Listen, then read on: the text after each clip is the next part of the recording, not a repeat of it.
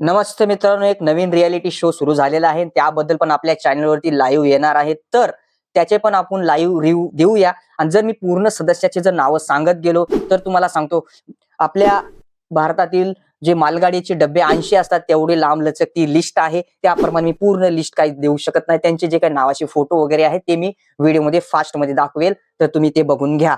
तर यामध्ये एक सदस्य बाहेर गेलेला आहे, काल आपण बघितले. पण या गेम मध्ये बिग बॉस सारखेच काही सदस्य आहेत आणि जे बिग बॉसचे रियालिटी शो असतील, या रोडीज असेल, स्पीट विला असेल, Marathi big boss, Hindi big boss, असे बरेच काही रियालिटी शो मधले आपल्याला चेहरे तिथं दिसत आहेत आणि काही मालिकातले चेहरे दिसत आहेत, काही फिल्म इंडस्ट्रीचे चेहरे दिसत आहेत. आणि खरंच बघायला गेलं तर हे सगळे मोठाले चेहरे आहेत आणि खूप त्यांचे फॅन फॉलोइंग आहे. आणि असे काही सदस्य त्यामध्ये आणलेले आहेत जेणेकरून सगळ्यांचं भांडणं होतील. यामध्ये काही मोठे पण चेहरे आहेत आणि तुम्हाला सांगतो 10 कॅप्टन झालेले आहेत आता या शो मध्ये. कालच्या भागात आल्याच बिग म्हणजे द लायन म्हणजे लायन जे त्या घरामध्ये मेन आहे, त्याचं तो घर आहे, तो घरामध्ये जे बोलल तेच होणार आणि तो काही नाही बोलला तर काहीच होणार नाही, असं आहे. त्या घराचा नियमच वेगळा आहे. तर 10 कॅप्टन आहेत आणि ते 10 कॅप्टन पण टॉपचेच ठरलेले आहेत. कारण यांना जर कॅप्टन नाही केलं तर टीआरपी येणार कुठून, हा पण प्रश्न पूर्णपणे उभा राहतो मित्रांनो. तेच म्हणतोय, जर आणि रात्री आपण बघितलं प्रिन्स विनर झालेला आहे, तर आज आपल्याला कळल की कोणता फॅन विन झालाय, त्याचं नाव आपल्याला आज कळणार आहे. हे पण कितपत खरंय ते पण आज सिद्ध होणार आहे. पण या गेम मध्ये जेव्हा करण पटेल बोलतो भांडण होणार नाही, भांडण या शो मध्ये फॅमिली शो बघणार आहे, असं काही करण बोलत होता. पण तेवढ्यातच तिकडं रजत पटेल बोलते माझ्या संग कोणी भिडला तर मी त्याला फाडून टाके, असं XYZ तो बोलला. रजतला कोणताही शो द्या, तिथं फक्त तो हात आणि पाय चालवायचंच बोलणार, आधी स्टार्टिंगला तोच बोलणार. आणि या शो मध्ये सुद्धा ते सिद्ध झालेलं आहे. बघता बघताच रजत आणि दिग्विजयचं भांडण मोठ्या प्रमाणात झालेलं आहे आणि पूर्णपणे आज आपल्याला ते दिसणार आहे मित्रांनो. आणि करण पटेल बोलला होता असं काही होणार नाही, पण तसं त्याच्या संग त्याच्यापासूनच ती भांडणाची सुरुवात झाली. मुद्दा आपला खूप लांबतोय मित्रांनो. मी एवढंच सांगेल की या शो मध्ये रूल फॉलो करा या न करा काहीही नाहीये. इथं काय वेगळंच काहीतरी गेम आहे आणि हा रियालिटी शो थोडा बाकीच्या पेक्षा वेगळा आहे, हे मी मान्य करेल. खूप वेगळा आहे, मी बघितलं.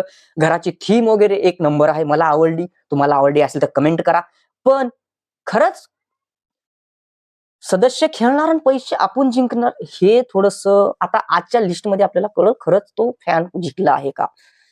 अरे बापरे, खूप या शो मध्ये गोंधळ होणार आहे. 50 जणांची नावं लक्षात ठेवणं खूप कठीण आहे. त्यासाठी मला एक ड्रॉइंग बुक घ्यावं लागेल, त्यावरती लिहून ठेवावं लागेल कोण काय बोलले काय नाही, मगच आपल्याला रिव्ह्यू देता येईल मित्रांनो. खूप या शो मध्ये धमाल होणार आहे, कारण की सगळ्यात जास्त जर बोललो इथं भांडणच होणार आहेत. आणि भांडणाशिवाय या शोची टीआरपी खूप हाय जाणार आहे. बिग बॉसची पण टीआरपी या पुढे मला वाटेल पुढे जाणार आणि मराठी बिग बॉसला थोडासा फरक पडणार या शो मुळे. कारण की मराठी बिग बॉस 90 ते 100 दिवसामध्ये संपतो आणि हा शो फक्त 50 दिवसामध्ये संपतो. तर एका दिवसाला 1 लाख रुपये अशी प्राइस आहे, एकही फॅनसाठी आहे. पण हा शो मला थोडासा द स्क्विड गेम आपण बघितला असेल, त्या प्रकारे थीम आहे जी आपण बघितली. त्यामध्ये पण मास्क आहेत, पण त्या मास्क मागे कोड वरती आहे, ते मास्कवर जे कोड आहे ते कोड एक नाव देत असतो, हे कॅप्टन आहे, हो सेवक आहे, हा शूटर आहे, असं आहे. पण याच्यामध्ये पण तसंच काही नेमले गेलेलं आहे, पूर्णपणे मास्क आहे. बिग बॉस मध्ये फक्त आपल्याला बिग बॉसचा आवाज येतो, पण ह्या शो मध्ये द 50 मध्ये स्वतः आवाजासकट द म्हणजे लॉयन म्हणजे सिंह साक्षात समोर आहे. फक्त त्याचा फेस रिव्हील अजून झालेला नाही आणि ते होणारही नाही. फेस रिव्हील जर केला तर शोची टीआरपी काय, शो चालणारच नाही. हेच आहे, कारण की त्या शोची थीमच आहे हाइड अँड सी. कारण की त्या गेम खूप वेगळ्या प्रकारचा आहे. पण काही मला वाटतं द स्क्विडच्या काही फॉलो केलेलं आहे गेमचं. असे रियालिटी शो आहे मिक्स, पूर्णपणे ह्या गोंधळ बाजार मिक्स केला आहे आणि त्याचं नाव ठेवलं आहे द 50. म्हणजे 50 सदस्य आहेत. आणि मला वाटतं प्रत्येक दिवशी एक सदस्य मला वाटतं घराबाहेर जाईल.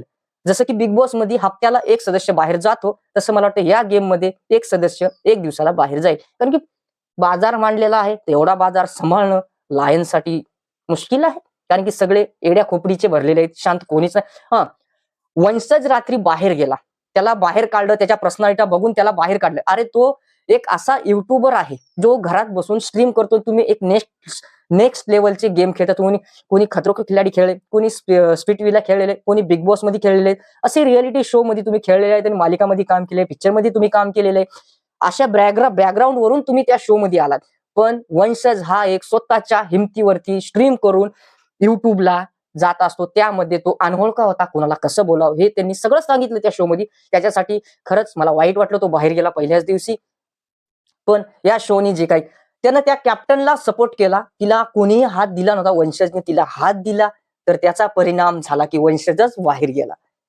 अरे इथं तुम्हाला सरळ सरळ तुम्हाला ते बेबो बेबो का बिबो काय नाव आहे तिचं, भलती जाड आहे, तिला काढा ना, तिला बाहेर काढायचं होतं रे.